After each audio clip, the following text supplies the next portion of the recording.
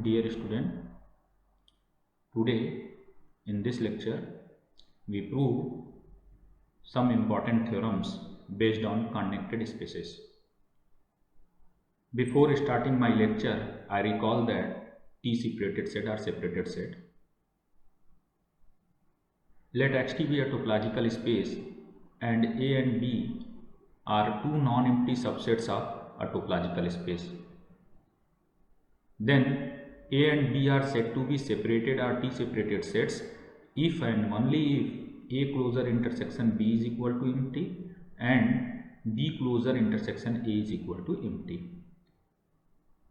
This true condition is equivalent to the Hausdorff-Lemma separation condition. A closure intersection B union B closure intersection A is equal to empty. Now, a set is said to be connected, a subset A of a topological space X is said to be connected if and only if it is not written as the union of two non-empty proper subsets of X. Okay. Now, come on to the theorem. In this theorem, a topological space Xt is connected if and only if it has no non-empty proper subsets which is both T open and T closed. Let A and B be a non-empty proper subset. A be a non-empty proper subset of X which is both T open and T closed. So we write B is equal to X minus A. Okay, and it is clear that B is non-empty and B is not equal to X because A is a proper subset of X. And one more thing, A intersection B is empty and X can be written as the union of A and B, means X is equal to A union B. Okay. Now, A being T closed, therefore A closure intersection B is equal to empty. Okay, because B is your X minus A. So if we take the intersection with X minus A with A closure, then we get empty. And B being T closed, because A is a open set. If A is open set, then B is the complement of open set. So B is closed. And if B is closed, then B closure intersection A is equal to empty. Thus, Xt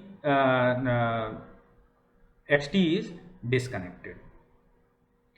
Conversely, let us assume that Xt be disconnected. We shall prove that there exists a proper subset of X which is both T open and T closed. For this, we suppose that there exist non-empty proper subsets A and B of X such that X is equal to A union B and A closure intersection B is equal to empty and B closure intersection A is equal to empty.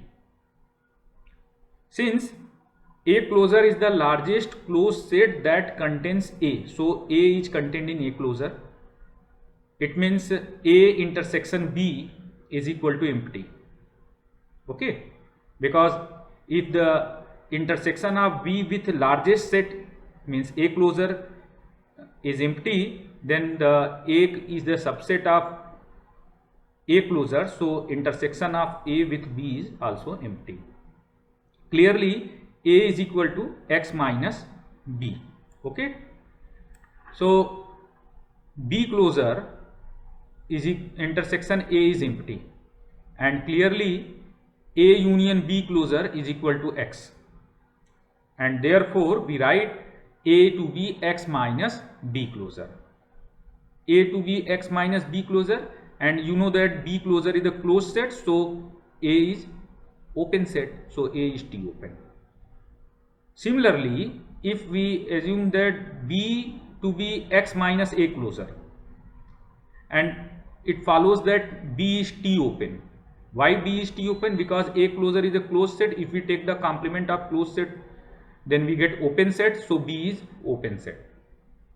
Thus both A and B are T open sets. But A intersection B is equal to empty and A union B is equal to X. Hence A is equal to X minus B, which implies that A is T closed, because B is your open and the complement of open set is a closed set, so A is closed set, so A is T closed set. Thus A is a non-empty proper subset of X, which is both T open and T closed. Hence the theorem. Now come on to the next theorem. Our next theorem is, let C be a connected subset of a topological space Xt such that C is contained in A union B, where A and B are T separated sets. Then either C is contained in A or C is contained in B. Okay, C is a connected subset of a topological space and C is contained in union of A and B, and A and B are T separated sets. You have to prove that C is contained in A or C is contained in B. So let us assume that C be a connected subset of X and A and B are T separated sets. Then by definition of separated sets, we write A closure intersection B is equal to empty and B closure intersection A is equal to empty. Now C is contained in A union B, which implies that C can be written as C intersection A union B. Okay, and apply the distributive property of union and intersection, we get C intersection A union C intersection B. This is supposed to be our star. We show that at least one of the set C intersection A and C intersection B is empty. Why? Because C is connected set. Okay, for this we assume that C intersection A is non-empty and C intersection B is non-empty. Then C intersection A intersection C intersection B closure is contained in C intersection C closure intersection A intersection B closure. Why? How to write this thing? C intersection B closure is a subset of C closure intersection B closure.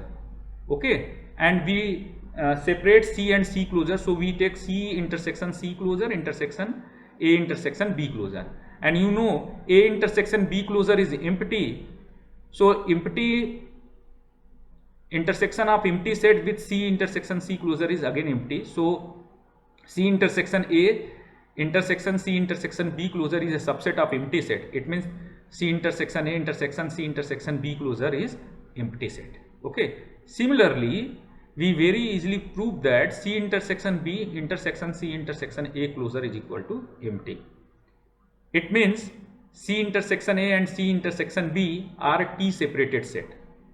Okay, and C intersection A and C intersection B are T separated set. Then from star it follows that C is disconnected, which is a contradiction because our C is connected. It is given in the statement of the theorem.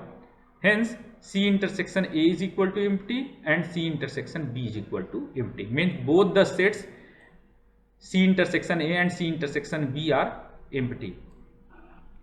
If C intersection A is empty, then star gives C is equal to C intersection B. Okay, and it means C is contained in C is same as C intersection B. It means C is contained in B. Okay. And similarly, if we consider C intersection B is equal to empty, then star again gives C to be C intersection A. And C to be C intersection A, then C intersection A, it means C contained in A. Okay, because C intersection A is a subset of A. It means C is a subset of A. Hence the theorem. This is a proof of our theorem. We go to the next. The corollary of this theorem is very important, and the corollary of this theorem is, if C is connected set and C is contained in E, is contained in C closure, then E is a connected set. Okay, means it is given that C is a connected set. and there is a set in between C and C closure, then the set E is also connected. Okay, so now we prove this theorem, this corollary. Suppose that E is disconnected, then what happen? Then by definition of disconnection, there exist two non-empty proper subsets A and B of E such that E is equal to A union B, and A closure intersection B is equal to phi, and B closure intersection A is equal to phi. Since E is disconnected, it means E can be written as a union of two non-empty proper union of two non-empty proper subsets T separated sets. Okay, two non-empty proper T separated sets. Since C is contained in E, okay, because it is given in the theorem, statement of the theorem, corollary of the this theorem, C contained in E, and E is your A union B. It means either C is contained in A or C is contained in B by the statement of the theorem. Okay, if C is contained in A, then what happens? C closure is contained in A closure, and C closure intersection B is equal to A closure intersection B, and you know A closure intersection B is our empty set. So C closure intersection B is a subset of empty set. It means C closure intersection B is empty set. Also, A union B is your E, and E is contained in C closure. Okay, which implies that B contained in E. Why? B is subset of A union B, and your A union B is E. So B is contained in E, and B is contained in C closure. If B is contained in C closure, therefore C closure intersection B is equal to B. If C closure intersection B is equal to B, this shows that B to be empty, which is a contradiction, because A and B are non-empty sets, so E must be connected. Okay, I will stop here. In the next session, next video, we discuss some more things.